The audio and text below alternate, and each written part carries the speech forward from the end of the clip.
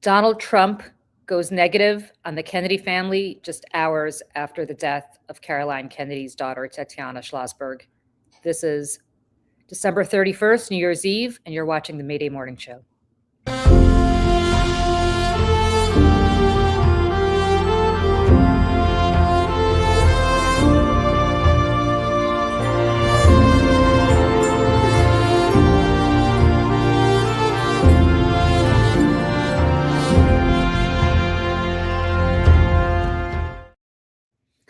Morning, everybody. Happy New Year's Eve. It is the end of 2025, a difficult year, I would say, for America and the world. Welcome to everybody watching us here, both in the United States and around the world. We are so happy to have you here, and we are so happy that this is the year that we soft launched the Mayday Network, and we're able to create this incredible community with all of you. So thank you so much. Michelle, before we really get started on the show, I just wanted to acknowledge that although this has been a terrible year politically, it's been a great year for us and a great year for Mayday and just getting this community going. So from the bottom of our hearts, thank you guys. Just incredible. Over 10,000 subscribers before we even launch. We are just blessed and completely humbled by all of you. So thank you. I want to talk a little bit about the mental health of the person who is running this country and also the most powerful man in the world, the man who has control of the nuclear codes, the man who has control over, in one way, shape, or form, the lives of every single person, not just in this country, but around the world. There was a horrible tragedy, which people might have read about, which is that Tatiana Schlossberg, the daughter of Caroline Kennedy and Edwin Schlossberg, passed away yesterday at the age of 35. She died of blood cancer, leukemia. And she wrote a harrowing op-ed in the New Yorker about a month ago, I would say. Yeah, it wasn't very long ago. Detailing how she was effectively dying, how she had been diagnosed with this incurable cancer the day she gave birth to her second baby. Within hours. Almost bled out and hemorrhaged to death. And really had been going through treatment for so long that she felt like her daughter, she was never able to really bond with her newborn daughter because she was dying. And she, in fact, did pass away yesterday, which is awful on every level. But I don't want to dwell on that so much because I think the Kennedys deserve their privacy, and they're very passionate about their privacy. But you saw this tweet that the Kennedy Library put out, which is that effectively she's gone. She's no longer with us.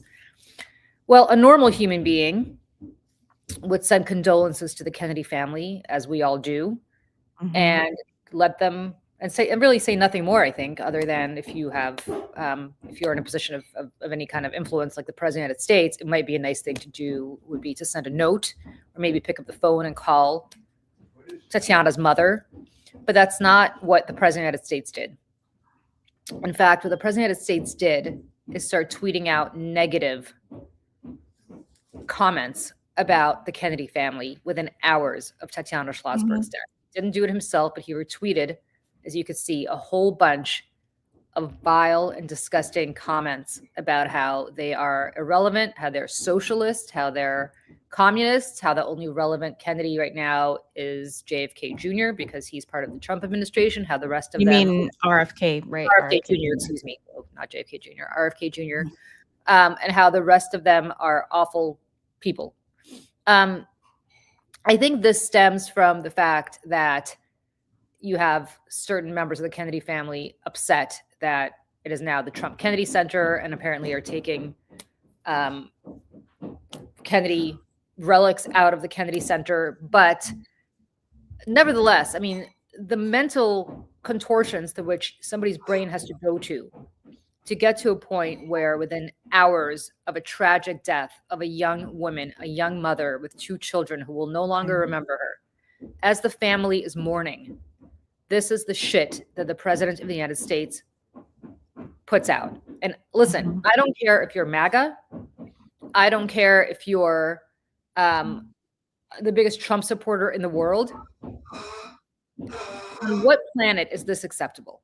Like, as a human being, on what planet is this acceptable? Imagine for a moment that one of Ivanka Trump's children died. I do not wish that on anybody. God forbid that ever happens. Could you imagine if that were to take place? And I want to just apologize for the banging. The people doing my deck are back, and so that's the banging that you're hearing, and I can't do anything about that. But I mean, like literally, as a parent, as a human being, Michelle, this is the worst night. Like, nothing worse can happen. And this is what this guy does. No. And I'm thinking about Caroline Kennedy too. And you and I talked about this yesterday. I don't know the Kennedy family. I've never met any of them, but just as an outsider, Caroline has been really she's been very conscious, I think, in keeping her own family unit kind of out of the mess. And her mother did that. Her mother kept their family unit out of the mess. Yeah. And, moved her family away when she got remarried. I say that when I look at Caroline Kennedy, who has devoted her life to service, and has experienced more tragedy than I think most people ever could imagine. Her father is murdered publicly. And tragically, as president of the United States when she's a little girl, and has to relive that every time that Zapruder film is shown anywhere. She has to watch her father be assassinated with her mother next to him. And then, her brother goes on to... Sorry, her uncle gets brutally assassinated. Well, yes, and her uncle is assassinated just 5 years later, again, publicly, in a public space where she has to see photographs and videos of that for the rest of her life. And then her beloved brother dies tragically in a, plane accident. And now she loses her daughter, her middle child, at the age of 35. As Tatiana wrote in that New Yorker article, or the op-ed that she wrote, she said, now, and I'm paraphrasing, now I have added to the tragedy of my mother's life. And I can't imagine going through this, all of the, I mean, at that age, having given birth and then having that on top of it. I know that I would feel the same way. Oh my God, my poor mother, my heart breaks for them. My heart just breaks for them. And I don't care if they're Kennedys. I don't care who they are. Listen, this is a horrible thing to happen to anybody. It's awful. And let me just say this. If this were the Trump family, my heart would break for them too. I mean, if anybody, it's just incomprehensible. And for all that Melania talks about how much she loves Barron and won't anybody think about the children, and I'm a mother and trying to position herself as this is her thing. At which point, as a wife, do you pick up the phone and you say, "Are you fucking kidding me?" Yeah. Stop. Mm-hmm. Because this isn't about politics. It's about somebody's child dying, and you're going negative on them within hours of that happening. I don't think Caroline Kennedy cares. I think she's got a lot to worry about. I'm so sorry about this banging. It is incredibly distracting. In fact, I might take a walk to a different part of my house. If people want to tour my house, here we go. I'm gonna take a walk right now. But it's just incredible. I mean, it's just amazing that this is happening. And, there's a part of me that just, can't believe it. On the other hand, of course I believe it. Of course I can. Yeah. So I'm going to That's This is great. You guys, this is the morning show is amazing because listen, I've never been to your house in Pennsylvania. No, this is a lot of fun. This is a lot of fun for me. There you go. Keep talking. These are the things you're not going to get on Morning Joe. You're not going to get a tour of their house. I'll be back. I'm going to get a chair. Keep talking, Michelle. Go ahead. Okay. No, and and this is, I just want to point this out too. This was, yesterday, or maybe it was 2 days ago. This is before the terrible news of Tatiana Schlossberg passing away. Donald Trump posted this clip from Newsmax, and this is about the Kennedy Center. Because again, this is all related. This is all related, and his cruelty knows no bounds. And this is where I remind people, as I did yesterday, as I do all the time, there is nothing inside Donald Trump other than darkness, malignant narcissism, sociopathy, and psychopathy. Like that is all that exists within him. He is a cruel, horrible man with nothing, not an empathetic bone in his body. So before that news even hit, he posted this clip on his Truth Social. This whole big controversy. It's not the biggest controversy in the world, but for me, it's an annoying one. The Kennedy Center. The Kennedy Center of the Performing Arts. This is a swamp jewel. The Kennedy Center, named for a beautiful Democrat that they have elevated to obscene levels. Opened back in 1971. It's a nice theater. I've been there once or twice. Let's take a look at another picture, please. Here it is today. And it is the John F. Kennedy Center for the Performing Arts until, well, recently. Show me that other picture, if you don't mind, on the inside. Right? This is it on the inside. It's very beautiful, but it's getting an update, both inside and out. The Trump Kennedy Center is what it's going to be called. The Donald J. Trump and John F. Kennedy Memorial Center for the Performing Arts. This has made them all insanely crazy. You cannot name it that. How dare you do that? You cannot, you cannot, you cannot. I mean, after all, who do they think President Trump is? A president or something? Well, here we are at the scene. So they go on to play this thing from Jim Acosta and some other clips. And then I just want to play what he says, because that's the most important part of this. Hold on. Let me fast forward here. Whether it's big or whether it's small, they say he doesn't have the authority. Well, he does have the authority, the moral authority to be sure. But there's one small thing I don't like about this. The Donald J. Trump Center for the Performing Arts. Get rid of the Kennedy name. Look, you know, the way Donald Trump put his name on this thing, gosh, you would think he's George Floyd. George Floyd. All right, this guy from Newsmax is an asshole. But that's not just an asshole. That's Greg Kelly. And if you want to Google Greg Kelly, you could look up the incredible amount of controversies that he was involved in, and all the stuff that he got out of because his father was the New York Police Commissioner Ray Kelly. So that's his dad. Oh yes. I worked with Greg Kelly back at Fox for a short period of time, and suffice it to say, I mean, he looks like his dad. Now that I'm thinking about it, yeah.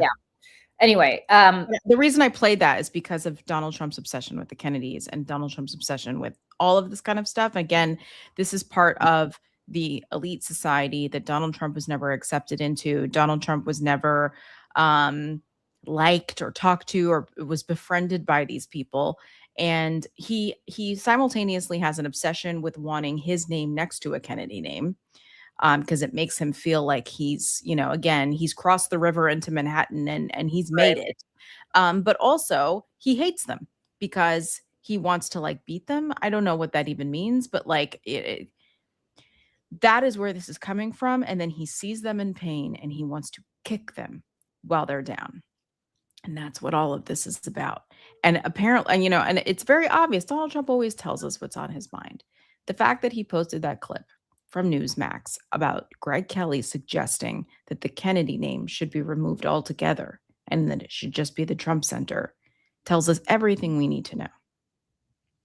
Yeah. About all of this. By the way, it's gonna happen. It's going to happen. And 100%, it absolutely is. This has all just been like drip, drip, drip, drip, drip. Yeah. We said this from day one. And by the way, let it. To be honest, let it. Because here's my attitude about this. No, I'm not going to fight him.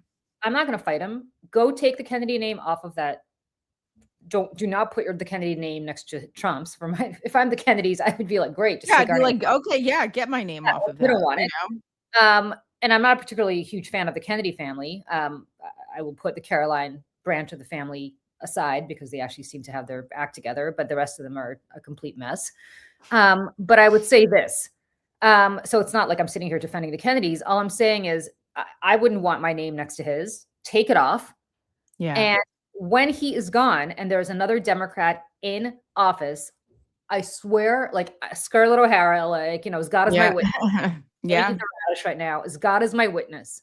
If they don't tear down that fucking East Wing that he's building, I Yeah. don't care how expensive it is. I don't care how bunkerized it is. I don't care what it means.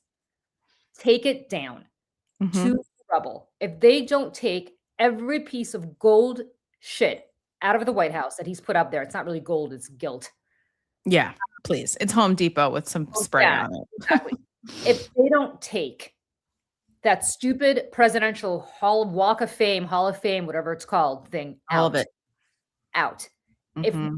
builds this Arc de Trump and they don't bulldoze that thing straight into the Potomac, Mhm.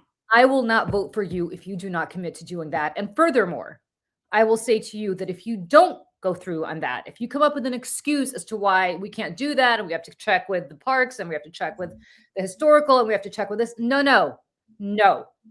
He doesn't check with anybody. You don't. Yeah, he didn't. Who the hell did he ask to tear down the East Wing? You make a commitment to do it. You get inaugurated at noon on January 20th, hopefully 2029. Yeah. And at 12:01 a.m., those bulldozers better go to work. Yep. 100%. I am totally with you. Yep. I've kind of been quiet a little bit just on this show. I don't know. I've just been like, it's not worth it. But no, tear that shit down. Bulldoze it, tear it all down. It all needs to go. And every single Democrat who's running for office, especially federal office, needs to be on board with that, quite frankly, because you and I talked about this briefly, just about how, when the South lost the war, what happened? There was monuments, put up all over the South of these, people who were insurrectionists and the lost the cause. lost clause, but traitors and insurrectionists. That's what these people were. There was never a reckoning for these people. There never has been a reckoning for any of the people who have done horrible things to this country, including Richard Nixon. I mean, he just, rode off into the sunset and had the rest of his life and was, because no one's ever held it to account for anything that they do in this country. And Yep. there needs to be a reckoning. I want to see trials. I want trials of these people. I don't care if there's pardons or not. There needs to be trials for all of the people, starting with Kristi Noem, Stephen Miller, Tom Homan, Russ Vogt, JD Vance, all of them. All of them. Listen, I'm going to say something.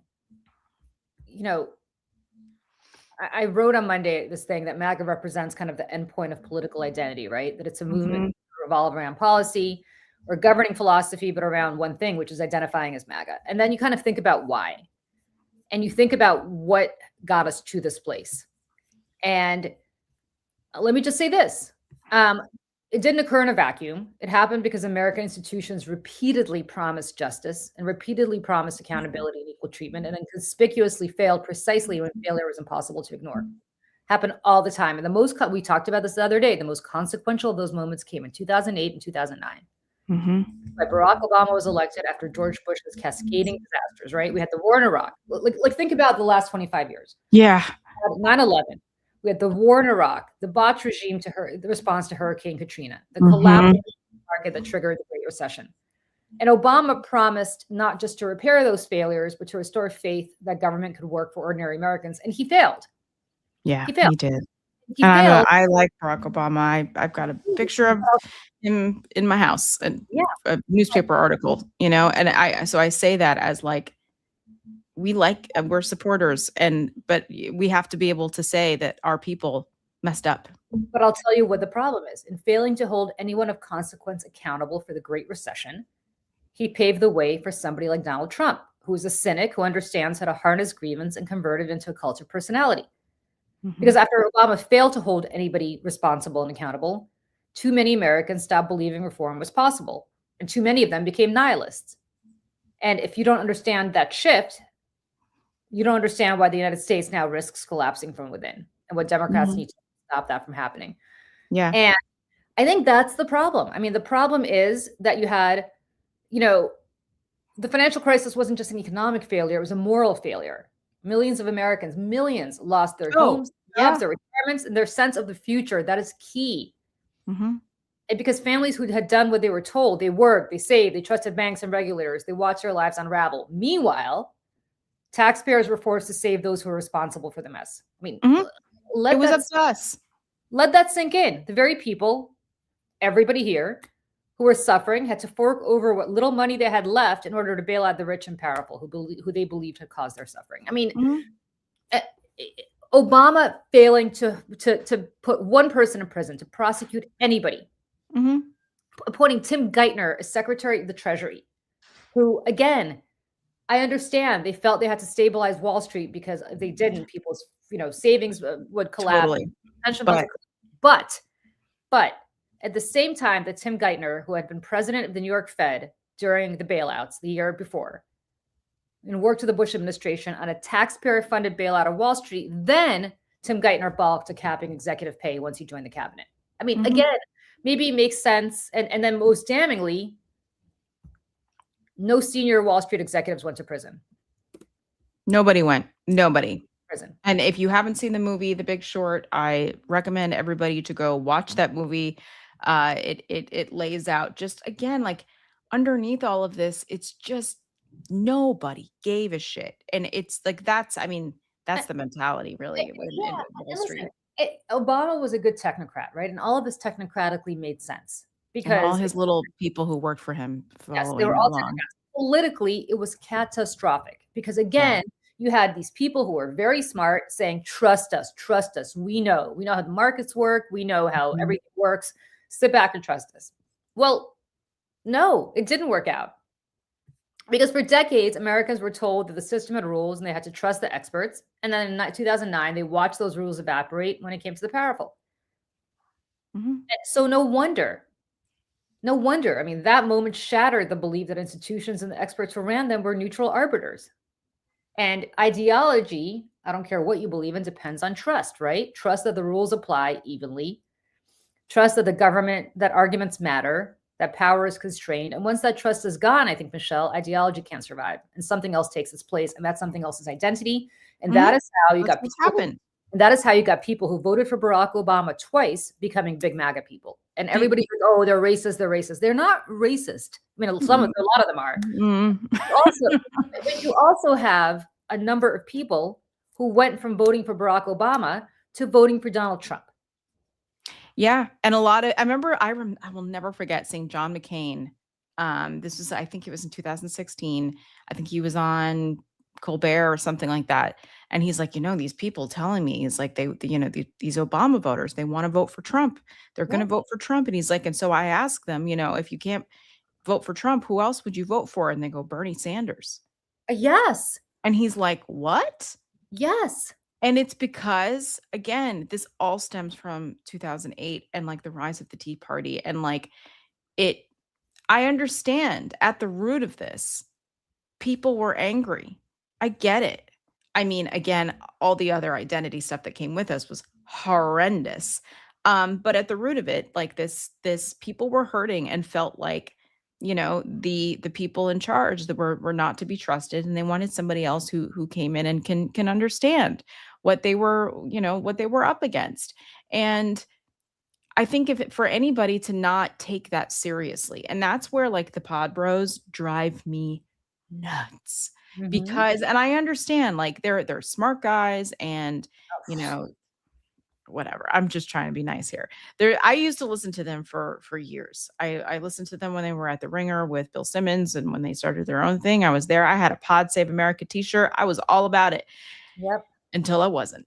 And it's a lot of this, like, I know more than you. I'm smarter than you. Listen to me. This is the way we have to do things. And it's like, no, no, no, no, no, no, no. Look, this is You're what wrong. happened. This is what happened when the pod bros were in charge, right? Let me just pull it out of here, right? Wall Street reached settlements without admitting guilt. Banks that Mhm. were too big to fail have now grown even bigger. The well-connected rotate seamlessly between public office and private fortune, right? The Supreme Court declared money speech, which has allowed billionaires to both buy Congress and now buy the presidency. We saw that with Elon Musk. Congress inside trades with impunity. Yeah. Right? You have a pandemic that exposed staggering inequality and breathtaking incompetence. Pointless wars produced thousands of American dead, but no accountability. Mm-hmm. Right? A family that made billions, the Sackler family, marketing opioids, walked away with its fortune largely intact while leaving millions of destroyed lives in its wake. Right? And every single one of those things, every single episode I just mentioned, deliver the same message, which is that institutions protect themselves first. So by the time Donald Trump arrived promising to burn it all down, the ground was already soaked in accelerant. And it was also, I know you mentioned Elon Musk, but like that was kind of the beginning of his big, huge government contract bailouts for all his nonsense. And I mean, look at even now, like the government contracts that Palantir has, like all these tech bros are getting richer and richer. And I mean, filthy rich off of, again, our backs. That's why over at Seneca Project, we made an ad earlier this year called Welfare Queen, because again, using the Republicans' words against them, because if, and somebody I just saw in the chat being like, you know, what was it? The middle class was abolished, which, as we know, not to get into a whole thing here about Reagan, but like, this is where I think Reagan as a symbol for the Republican Party, I think is very powerful and very effective to use that. However, in reality, Ronald Reagan. That's who abolished the middle class. That's who abolished it, my friend. Was the beginning of the end. The beginning of the end was the Ronald Reagan administration with busting unions and the air traffic controllers. And like, I mean, that was it. That became the me time when Wall Street started to go crazy. That was like, you know, capitalism on steroids. And like, then here we are. And like, it was around, what was it, the mid 70s when like the Heritage Foundation, or maybe it was the early 80s, Heritage Foundation, and like all of the rise of this, of the evangelical wing of conservatism. That like, I mean, Reagan harnessed that in the 70s against Gerald Ford in the primary. That's who harnessed these people. Yeah. Right. But if you want to bring it forward to what's happening now with Donald Trump, his appeal is not particularly ideological sophistication. It's just emotional permission, right? He's giving voice and gave voice when he got elected to a feeling millions already had, which is that the government demanded sacrifice from the powerless while shielding the powerful. He talked about how the system is rigged and that politeness only benefited those doing the rigging, right? And then the most genius thing he did is he convinced enough Americans that the swamp was real and that he alone could drain it. And no matter how laughable that seems now, because of everything Michelle just said, there's something to be said. And Democrats, listen to me.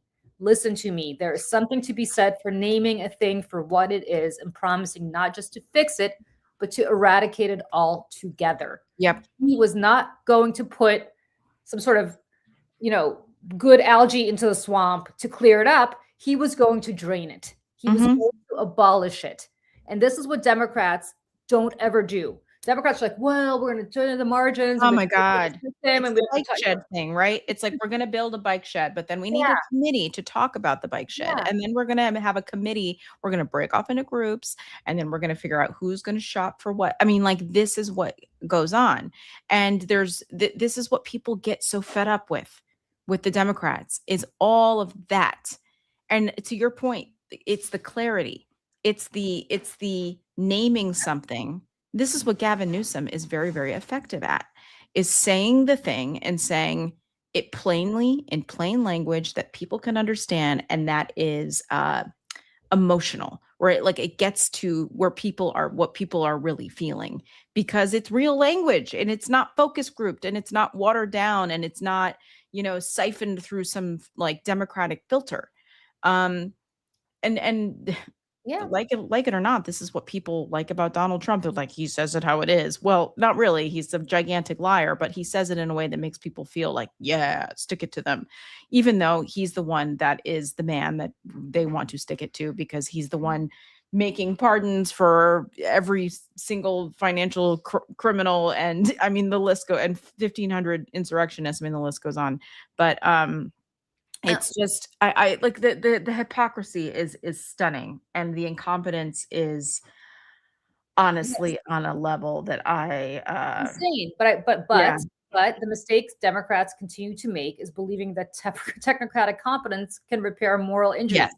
Yes. It's not a policy. People are morally injured based on everything that I just said, based on everything we talked that. We just went through a list of horrific events that have happened in the last 25 years, and particularly horrific events that happened since the crash in 2008, right? And better policy papers, my friends, smarter regulations, more careful language can't restore trust to a public that learned, and they learned it quite rationally, that ideas don't matter when power floats above consequence, right? And if you think about this, and I'm so sorry to say this, again, I am a massive fan of both Barack Obama and particularly Joe Biden. Yes, me too. I think Joe Biden is a tragic figure in that he paved the way for Trump, but based on what he did as president, he will go down as one of the great presidents of the century. I love Joe Biden, and it is on my bucket list to meet that man and shake his hand for all of those reasons. I love him. But what did Obama do to right the wrongs of the Great Recession? Nothing. What did Biden do to impose real consequences for powerful people involved in Trump's abuses? Nothing. Right? Nothing. And we talked about Merrick Garland before, but who actually went to prison for January 6th? A bunch of low-level idiots and Enrique Tarrio, but not Trump, not the people who organized this. Nobody. Right? And until Democrats demonstrate that power has consequences, and I mean real, visible consequences, identity politics is going to continue to dominate, and we're going to continue to lose. And if the country is going to ever move beyond MAGA, not just electorally, but culturally, and this is what we're trying to do in Mayday, right? We're doing that American show that we're talking about. We're doing a sports show, because this is not just about politics, it's about culture. But until if Democrats want to move this country beyond Trump and MAGA, Democrats have to do more than win elections. They have to use power when they win elections to prove that justice applies upward as well as downward, that justice is blind and that impunity is not permanent. Oh, sorry, go ahead. And just one more thing, they have to stop telling Americans to trust the process, because the process isn't working out for anybody who's not connected. Well, yeah, you can't keep telling people that something is something when they're seeing something completely different. And like, I just want to read this because I commented on Tim Miller wrote something. He quote tweeted a post from, who is this culture writer at the Free Press. Kat Rosenfield wrote, "The point I'm always trying to make is people are always getting mad at me. Trump will be gone in 3 years, but the world we create in response to him will endure indefinitely. So maybe we could just calm down a little bit." And that was a response to, the Kennedy Center stuff and whatever else. And so Tim Miller said, he won't be gone, though. His vice president will be running on his platform. His children will be influential billionaires thanks to his corruption. The institutions he crushed will be hard to replace. Trump is forever, or at least for a generation. This was the choice that was made in 2024. And to that, I responded, I am truly not understanding the collective quote, and when he's gone in 3 years situation. Trump will never be gone. Not really. There is no return to what once was. There will be a MAGA 2.0 rebranded as America First. Their leaders will be worse. And I do not get how people are not seeing this. And that is where Democrats need to change strategy completely and start fighting fire with fire. And I think that some people are good at this and some people are not, but there needs to be some to bring it back to the Kennedy Center thing and the Arc to Trump and all this bullshit. Sorry, Julie's dad. But like it's but this is what, like, it's that stuff. It's simple. Yes. It's simple. Can you imagine after World War II where Germany was like, well, the Nazis, like, hey, it's funny that you say this, Michelle, because I just watched Nuremberg last night and you and I talked about this a lot. And for anybody who hasn't seen Nuremberg, first of all, go see it.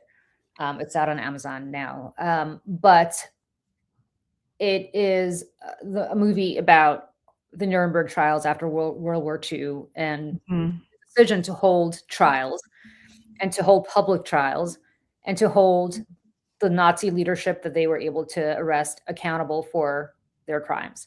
And there was an argument and there was a debate about whether, and the movie touches on this, but there was a massive debate as to whether you just execute them the way they've always been. I mean, prior to Nuremberg, prior to World War II, you didn't hold public trials. There was no Hague.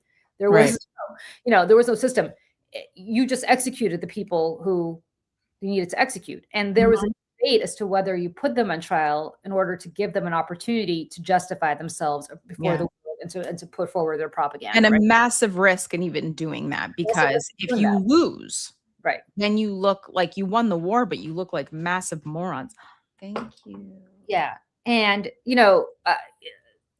people, I don't think we dwell enough on how revolutionary it was to hold these trials, as Mhm. opposed to just quietly executing them or putting them in prison and letting them rot away in prison, or letting them, a lot of these people, by the way, who were tried at Nuremberg served their time and then left within a few years. So, the movie doesn't touch on that, but the reality is that the leadership was executed, but the people who were tried at Nuremberg, and there were, I think, over 100, most of them, Yeah.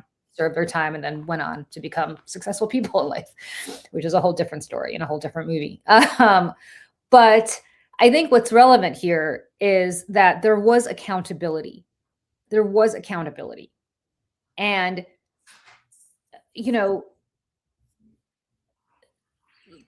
we think of people like Hermann Goering and all of these other people who were tried at Nuremberg as history's monsters, and they were.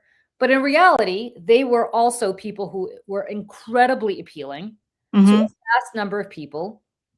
And by the way, for all that people think that was eradicated, it wasn't. No. Hermann Goering's daughter, Etta, who died, I think, just a few years ago, grew up to be like the neo-Nazi princess of Germany and kept alive that whole, notion of fascism and Nazism. So it's not like it ever went away, but it went away enough that people like that were kind of underground. Yeah. And if we don't do that now, Yes. if we just keep referring to him as the former guy. Yeah. No, that clearly didn't work. It didn't work. And I were at LP at the time, right? I mean, how everybody feels about like all of that and the Never Trumper thing and like that particular group of people, we were out there shouting, stop saying that. Stop saying former guy. January 6th never ended. Yep. This is not over. He's coming back. Actually, he's not going. He's not even leaving. Yeah. And look. So I think I don't like to be right about. Yeah. I think we're saying all this, you guys, because it's New Year's Eve. And we're about to turn the page on this horrific shit show of a year. Yeah. And next year, I think Trump is going to get even.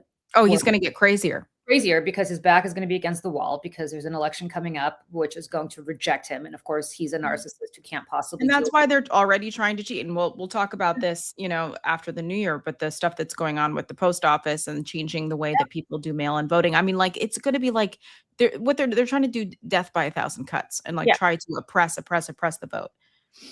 And so, and so I think what's really relevant here is that we desperately need, and I mean desperately need, somebody who is going to appeal to these people and bring them back.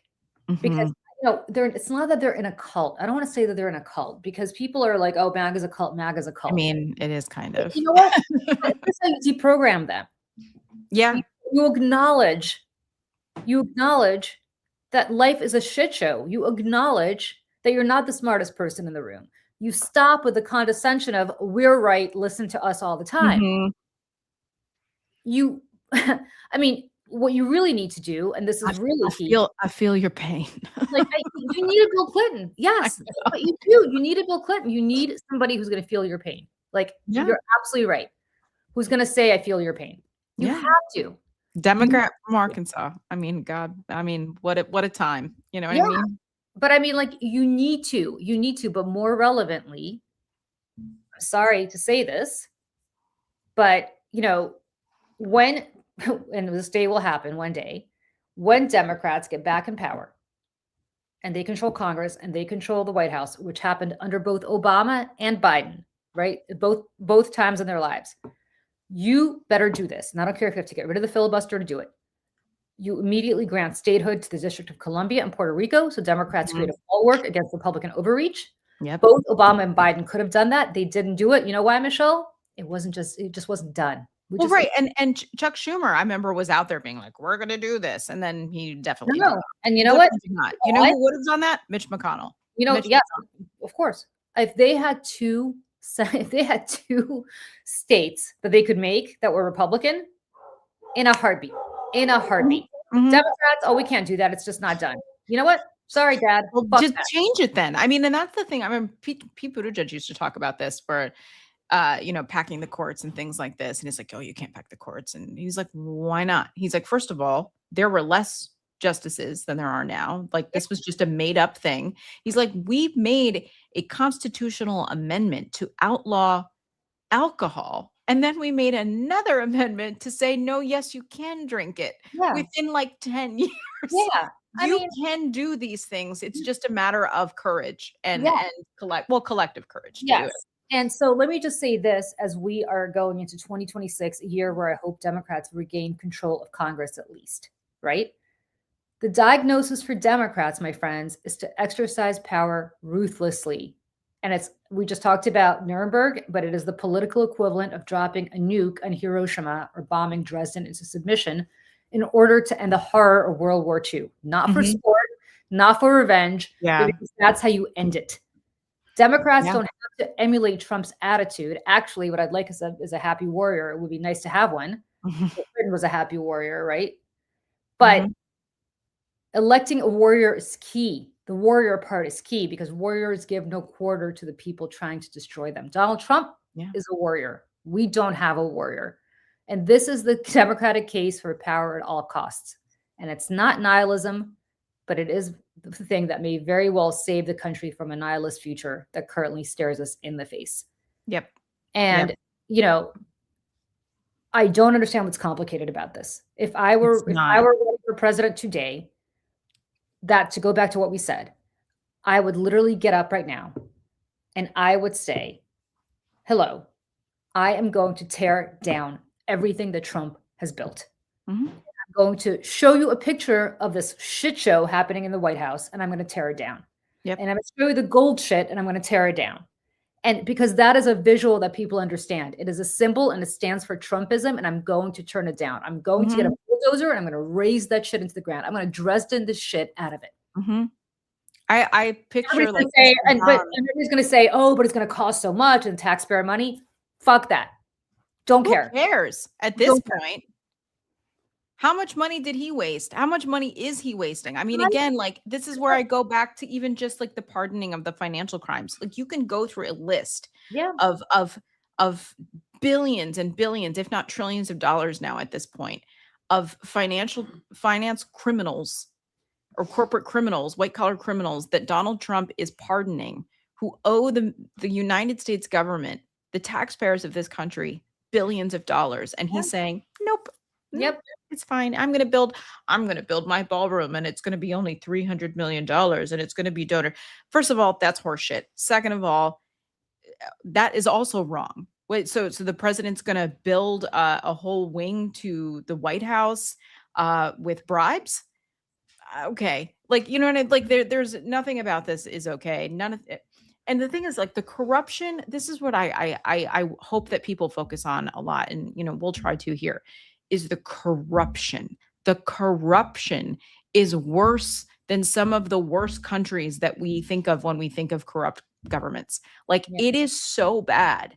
I don't think people realize how bad it is, because it seems we're focused on like kind of individual things that are happening on a daily basis, but like holistically, the corruption of the Trump administration and everybody connected to it, everybody that touches it, is so beyond like a rot, and it is anti-American in every which way possible. And it's corruption and incompetence. And one of the things in terms of incompetence, I wanted to throw this up. The U.S. Department of Energy. Did you see this? They put up a tweet. This is a government. What does it say, Michelle, for people listening to us? Yeah, I'm just having a hard time even looking at it. It says the U.S. Department of Energy. Donald J. Trump. Windmills are killing all of our beautiful bald eagles. There's a dead bird next to a bunch of windmills. Now, on Twitter, there is the community note in which they fact check these things. The photo in the post shows a dead falcon, not a bald eagle, taken at a wind farm in Israel. In 2017, Hebrew text is visible on the turbine. Sources from The Guardian. Oh my God. And that is what we are dealing with. Stupid, stupid people who are mentally ill and corrupt and are taking all of our money. And really, it is that simple. My friend, we are living among complete and utter morons, but morons know how to harness how to create community and harness emotion, which is why I go back to Turning Point USA and their the flashbangs, whatever they're called, that come out every time somebody walks out on stage. Oh, the pyrotechnics. Pyrotechnics. Nothing says I miss my husband. Like, yeah, pyrotechnics and the whole constant like merch screening and the merch. But understand what the merch is. For them, the merch is a grift. But the reason people buy the merch is that they can all feel part of the community. They can all wear the same T-shirts. They can all wear tribalism and capitalism. We don't have. We're trying to create that here at Mayday, not because we're cynical assholes like her, but because we actually do have a community here, people who love us and who we love back. But she is smartly, not her actually, not Erica Kirk, but Charlie Kirk brilliantly, $100,000 investment and created a community out of it. Trump rallies, these people go like, I don't know if anybody here has ever been to, I don't know. I mean, I'm a little on the old side. Has anybody ever in the chat, let me know, ever been to a Grateful Dead show? I had been to many Grateful Dead shows. The Deadheads. But I never went inside a Grateful Dead show because I never had money to buy a ticket when I was in college or high school. But I hung out a lot outside the Dead shows. You know why? There's a whole community of Deadheads. And I wasn't particularly a big Deadhead, but I was a big Fish person, not a Dead person. But there's a whole community of people, and you felt in community with them. You don't have that in any other. I don't know about Taylor Swift. Maybe you have the same thing with friendship. Yeah, but definitely. I'm not a Taylor Swift person, but and all my other Who shows and Springsteen shows and all of that other stuff. That kind of community didn't exist. Sports is another thing. All of it. Yeah, people come to tailgates without a ticket. Yeah, they don't even have tickets to the football game, but they come and they tailgate and they show support for the team. That's what these people are creating. And that's what we mean about creating culture. And that is what we mean about politics. That's what Breitbart said. He was so smart. The politics is downstream of culture. And that's what we need to do. Yes, Jimmy Buffett had the same thing. Yes, the parrot heads, right? I know. It's so funny. My friends, I went to Buffett. Yeah, fish shows. If anybody's a fish fan, I love fish. Same thing. Huge community of people. Yeah.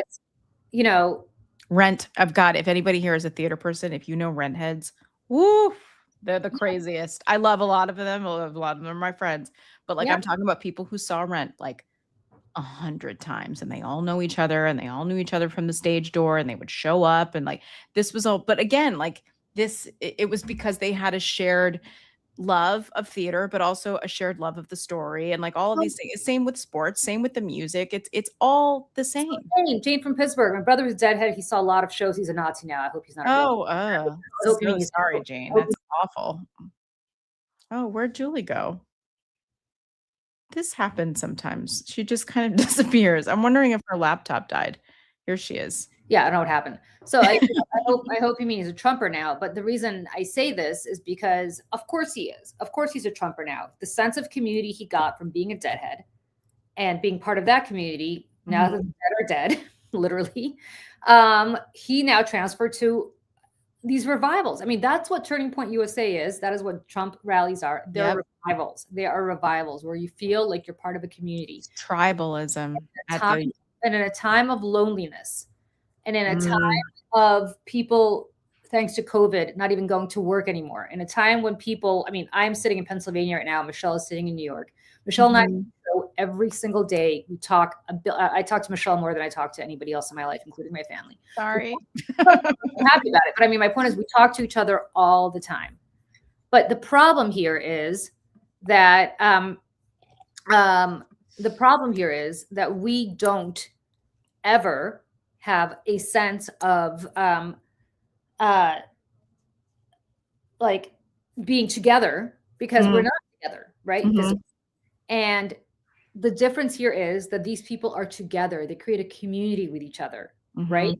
Where they don't have to know each other, but they share something in common. And that is grievance and anger at what has gone on the last 25 years in their lives. And by the way, rather than laugh at them, understand that they're right. They've gotten screwed. I mean, they're also getting screwed by Trump, which they will eventually realize when the right Democrat comes along and creates a community for them where they can transfer their grievance and love of Trump to their love of whoever that Democrat is who creates that community for them, who explains to them that, hey, rather than draining the swamp, this motherfucker lied to you. Yeah, he is the swamp. He is the swamp. Nobody's more swampy than Trump. Yeah, and that's again over at Seneca Project. Like we were making a lot of videos that was like Donald Trump betrayed you. He is. Yeah. It's a betrayal of these people. And this is again where like Lauren Boebert is another Republican woman in the House who maybe she will, maybe she won't, but she's with Trump right now. I don't know if people are seeing this because he's vetoing this like drinking water pipeline or something for her district in Colorado. And she's like, this is not over. And so she did a straight to camera talking about this. And she was like, I don't understand. Like, these are your voters, Donald Trump. They voted for you. They have a right to clean drinking water. Now, this is all like, come on, are you serious? Like the other stuff that he's doing to your community is not bad, but I guess this is. It's all bad, but whatever. But she's starting to speak up. And again, like it's here are the fractures. Here are the fractures in the cult. And you know, that's where maybe you and I disagree a little bit because I do think it is a cult. I don't think it's a cult because cults you need to deprogram. I don't think these people need to. I think a lot of these people need deprogram. You know, look, there's always going to be like there were the diehard Nazis, right? They're always going to be the diehard. It's like the Fox News watchers. No offense to the Fox News career that you had because you were doing the Lord's work over there. But like, you know, it's the same thing. Like these people need to be deprogrammed. Like they become. Yes, they do, but they need to be deprogrammed in a way that channels their frustration and their anger. Well, right. That's part of trying to deprogram people. What Trump, well, yes, what Fox News does so effectively, and I can speak from having been there for years, is it does two things effectively. One is everything is grievance. Like I literally would get up in the morning and I'd look so angry over there all the time. I'd look at the rundown of the shows, right? Whether I was in the 5 and I was in Outnumbered, and I'd look at the rundown. I was like, "What are we angry about today?" Oh, okay, it's college kids who need safe spaces, right? Like, what are we angry about? Like, you'd have producers of Fox, and I know this because I know, you know, I became very close to some of these producers who literally would scour the news looking for things to get angry about because they knew that if the audience was angry, they were going to continue to tune in. And you create a community of anger. You create a community of grievance, right? They are trying to get you. The people who screwed you are trying to get you. Mm-hmm.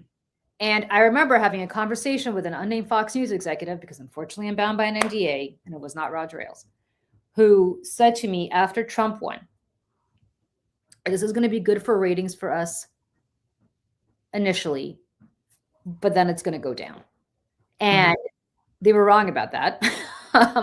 But they had seen that with Bush, right? Because Republicans winning is great for Fox. And then all of a sudden, even Fox News viewers are like, holy shit, people in charge are screwing me. And they stop believing the propaganda.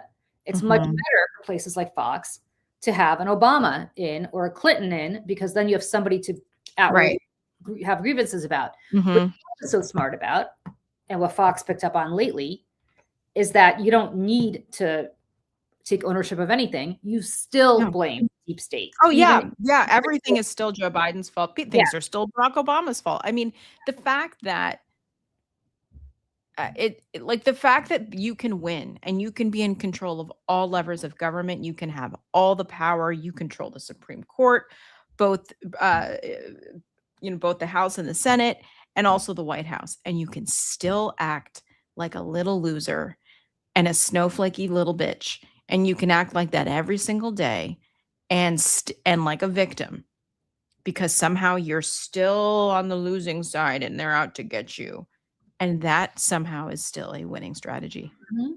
I don't understand it.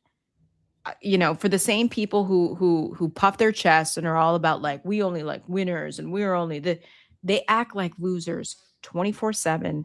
And it becomes a rage bait machine. And like, we don't have time to talk about this today, but the same thing going on with MAGA, this whole thing in Minnesota with this like fraud thing with the like, I can't even keep up with it. There's like some little MAGA influencer who made some video about daycare centers in Minnesota. CBS, Barry Weiss's CBS News has had to come out and fact check this. CNN did last night. But again, like, and of course, their whole thing is like, well, CNN lies and CBS lies. And it's all like rage bait, rage bait, rage bait, click, click, click, click, click, click, click. And it never ends. And it will never end because it is a constant cycle of money making and power building operation on the right. And we talked about this briefly yesterday. It's because the people on the right feel that mostly, at least in the 20th century, that the progressives and the left and the liberals had a monopoly on mainstream media. And so what did? They said, screw you, we're going to build our own. And that's what they did. They did it through talk radio. They did it through Fox News and News Corp and with the help of Rupert Murdoch. And then they built the podcast world. And then eventually Charlie Kirk and what he was doing. And so we are so far behind. So not only do we need to catch up in terms of political strategy and leadership in naming things and just going after them, we also have to keep up in this space. This space where we are today with Julie and myself and many, many others trying to build communities here to fight the beast, because it's a big beast and we are behind, very, very behind. 100%. And we don't have time to talk about we want to talk about this today, but we don't have time to do it, but we will do it when we come back. We're off tomorrow because it's New Year's Day. But when we come back, I do want to talk about this Minnesota nonsense that's happening. It is nonsense.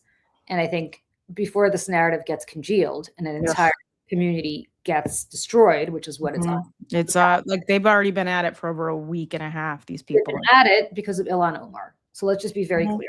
He hates Ilhan Omar. She fits every stereotype. She is Muslim. She is a woman. She's outspoken. She wears a headdress.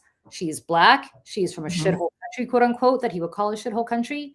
Yep. And now, because she is the avatar for all of their grievance, they're taking it out on the entire Somali Minnesota community. Yep. And who's the governor of Minnesota? And who's the governor of Minnesota, who's running for a third term and is, in fairness, did not keep his eye on the prize of looking through. I mean, some of the problem for them is there's a bit of truth, right? What they say. Always, yeah. There's always a little grain of truth. Just enough. But then they exploit that grain of truth. And if you want to talk about fraud, waste, fraud, and abuse, why don't we talk about the white South African immigrant who did more to damage this country with respect to waste, fraud, and abuse than anybody else? Are we taking it out on the entire South African white immigrant community population? No. We're allowing them to come in here and get citizenship and claim they're refugees because they're white in a majority black country in South Africa. So laughable. But it's laughable. But if you want to take out your anger at Ilhan Omar on the entire Somali community in Minnesota, may I point you to the Chrisleys? Yeah. Right? Who engaged in massive waste, fraud, and abuse at taxpayer expense. Massive. We are paying for it as taxpayers. Got a pardon because their daughter stood up on stage at the RNC convention and talked very much about how she was the daughter of people who were politically prosecuted for their Trump supporting views, and how her parents were basically like Donald Trump and political prosecutions. And lo and behold, Donald Trump pardoned her parents. They no longer have to pay back restitution, and they no longer have to, they could potentially in a position to claw back the restitution they already paid because their crimes have been wiped out. So I say this about how if you want to take that shit seriously, why don't we take it out on all white reality show hosts and contestants, because that's who the Chrisleys are. I mean, that's what's happening here. And with the Somali community, again, there's much more to say about this. With the Somali community, the whistleblowers in this were members of the Somali community. They came forward to blow the whistle on their own community. They're the good guys. About, I don't know, I think it's like 80, fewer than 80 Somalis were involved in this out of, I think, 800,000. I don't even know how many Somalis live in Minnesota. Yeah. A lot.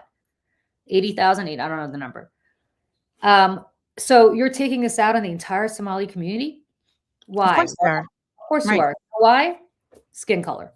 And they That's come literally it. and they come from what Trump considers a shithole country. A shithole country. And that, I mean, again, plain as day. He's Yeah. not even ashamed to say it. And the people who prosecuted this actually in 2022 was the Biden administration, not Trump. Yeah. And the ringleader and the mastermind of this whole situation was a white woman. There you go.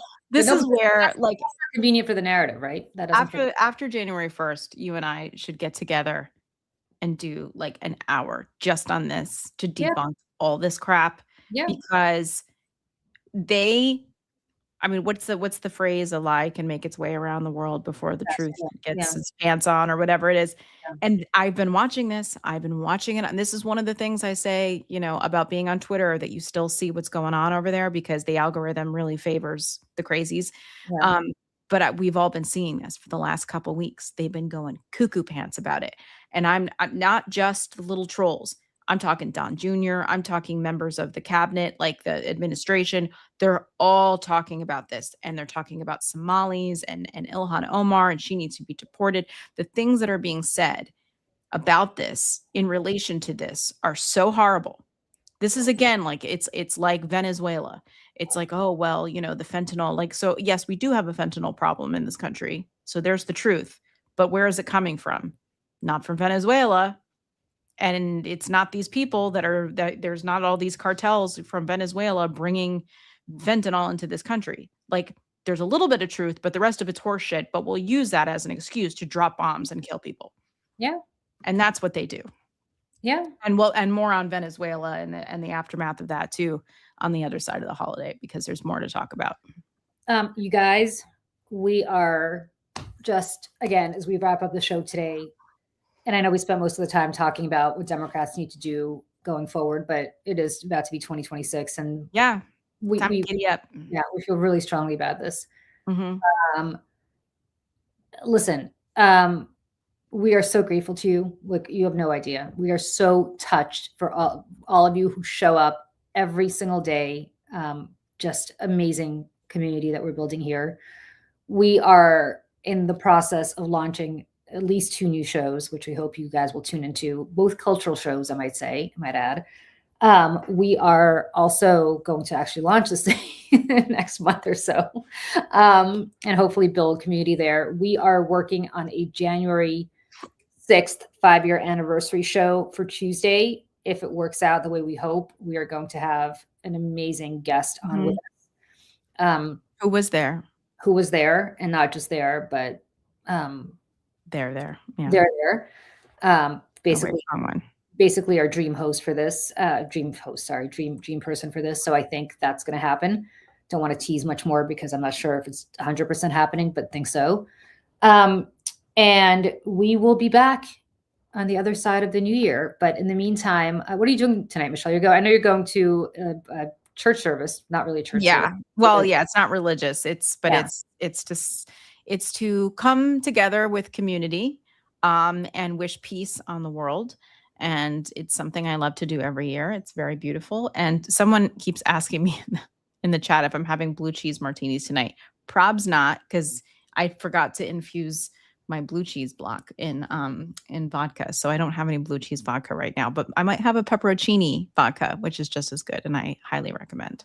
Oh my God, Rosie, you're in Australia. It's 2026 for you. Happy New Year. Oh my gosh, Happy New Year. All our Australian friends. I just realized Rosie says she's drunk. She's drunk texting us. Oh God. And I just realized it is New Year in Australia. Our Australian friends, anybody watching in Australia, Happy New Year. We're so glad you at least got the shit show year over with already. Here's to a better 2026 for you. I am not staying up tonight. So my husband and I always do the same thing every New Year's. We go out to dinner with 3 other couples, and dinner's at 6, which means it's going to be over by early 8. bird. Early bird on purpose, which means it's going to be over by 8, which means we'll be home by 8:30, which means we'll be asleep by 9:30, and that's that. So I think we'll probably be home by 10. 30-ish, and then lots of time to watch Anderson Cooper and Andy Cohen, which is my favorite. I live to watch Andy Cohen make Anderson Cooper feel uncomfortable and drunk and giggly. It is my favorite thing. I don't care how anyone feels about either one of them. It brings me joy, and I will be watching. By the way, you guys, Anderson Cooper is great. Somebody who spent some time at CNN. Anderson Cooper is a great guy. Yeah, I've heard that. Nice guy. Yeah, great guy. Don't know much about Andy Cohen, and don't really want to know much about Andy Cohen. Funny.